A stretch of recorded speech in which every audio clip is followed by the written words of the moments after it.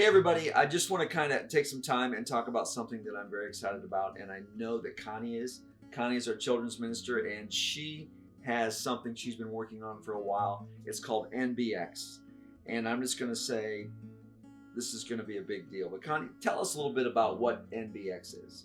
Okay, so NBX stands for Neighborhood Bible Experience, and it's a series of lessons and activities, experiences that you get to have in your own community. All the lessons and activities are geared towards building relationships with families and neighbors, cousins, small groups, all those things in your backyard, in your community where you live. Neighborhood Bible Experience, that's what NBX is. And it allows us, it gives us the opportunity to live out our faith and share our faith, kind of where we spend our time in our home, in our neighborhoods. But so why are we doing NBX? Why is it important for Cedar Creek and our folks to get involved in this? As we're looking ahead and being intentional in our walk in and outside of the walls here at Cedar Creek and in our communities, it's just a fun way that we get to intentionally relate with our neighbors and friends and keep that relationship going beyond our traditional experiences that we get to experience through the summer, camp, VBS, summer fun days here at church. This takes those experiences into our communities, and we get to experience that with the people we see each day. And maybe that is your neighbor, or maybe it's a grandchild, or maybe it's a cousin or a niece or nephew or something like that. Okay, cool. I love the idea of this because it really fits with the Great Commandments. Loving the Lord with all we have and loving our neighbor as ourselves. And it helps us take that step into our neighborhood, into where we live, and spend most of our time. So man, that's awesome. I really appreciate that. So is COVID the reason we're doing this, Connie? Is that what kind of prompted this? Is it because of COVID? No. Okay. At the time that I was writing the packets or adapting the packets, COVID restrictions were decreasing, and I'm hoping by the time we implement this, there'll be even fewer. Yes. But COVID gave us an opportunity to look at things in a different way. Mm-hmm. It gave us the mindset of maybe the things we do all the time aren't necessarily the things that are most productive or that mean the most or may have the most lasting impact. And with COVID, a lot of us in our neighborhoods, we got to see our neighbors walking the dogs because we were stuck at home. We got to see them putting in their garden. We talked with them. We did sidewalk chalk on their driveways. We painted rocks and placed them in their landscaping. Yeah. So it's just kind of building on what COVID allowed us to begin for some of us. Yeah. And for others, it might just be a starting point. I think that's great though. You know, COVID kind of took away some of our options, but it gave us new options that probably should be the ones we've been doing all along. But it kind of forced us to take a new angle. I like that. I love the fact that it's a way just to grow your planet, if you will. Yeah. Okay, so say I live out in the country. I don't live in a neighborhood. What can I do with this? How do I get involved? So everyone has people that they know. Grandchildren, nieces, nephews, a coworker, they have kids. Maybe you have them over for supper. Maybe you go to have a play date in the park, and all of those relationships have starting points. Right. Or maybe they're relationships that have already been developed, like grandchildren. That's a natural place. Everyone has those sort of people in their lives that they can invest in. Children in their lives in some way. Yeah, okay. Yeah, because as a grandparent, I'm thinking, well, I don't have little kids at home. Why do this? But I do have grandchildren, and that kind of gives me an avenue for some kids in my neighborhood as well to kind of pull them together and do a couple things. Okay. Yeah. So, and it's not necessarily that they're your mission or a project, but it's more of just a natural friendship building process, relationship building process that's intentional. Right. That they know, hey, my church has given me this packet. Can I share this with your kids? And my grandkids are going to come along. Or, hey, my church gave me this packet and I want to share it with the kids. Can they come over? Or something like that. So we're equipping people to be the hands and feet of Jesus in a natural, relational way, not in a you need to know this way, but definitely. This is how we live our life way. Definitely. The people that you see. Yeah. And maybe even if you don't have those people that you see regularly in your community, say you live in the country, maybe you can join someone in your small group who does have that community. So like a group could do it. So say I live in the country, but part of my life group lives in a neighborhood. Right. I could say, hey, why don't we do this and we can join together and do this? Yeah. That's cool. Yeah. So it doesn't have to be just you doing it. It can be a group doing it. Right. Okay. So, but what if I'm not a teacher?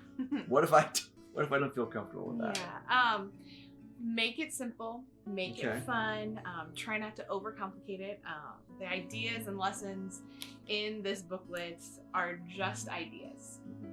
And maybe the NBX, say I invite my daughter's friends from school, that may look totally different than if I invite my son's friends. Maybe my son, maybe we take his friends fishing, and we go fishing and we say, take some popsicles along or something like that, and we say, hey, let's sit down and we'll have our popsicles, and our church gave us this, and let's dive into how you're known by Jesus. Because just like he called his disciples when they were fishing, hey, we're out fishing and this is kind of cool.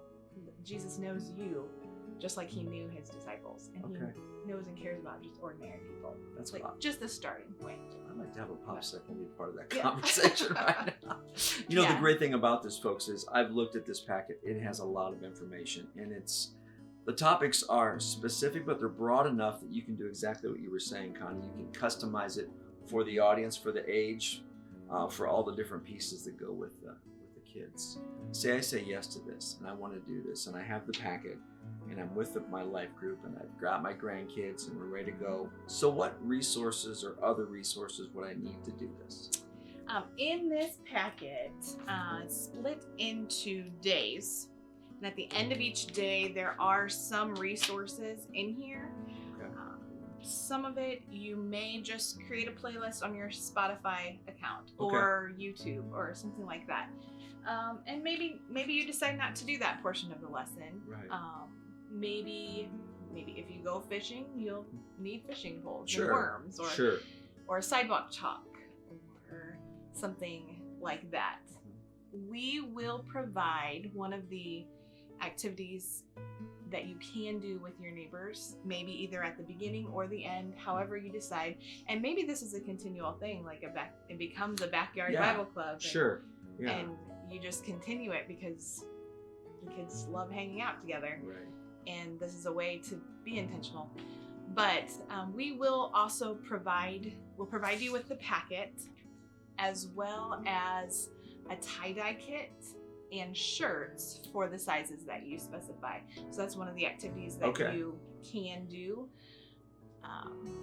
And if you need any help with other resources, say you need some sidewalk chalk, but you can't get to the store or something like that, we can get you supplies that they would need.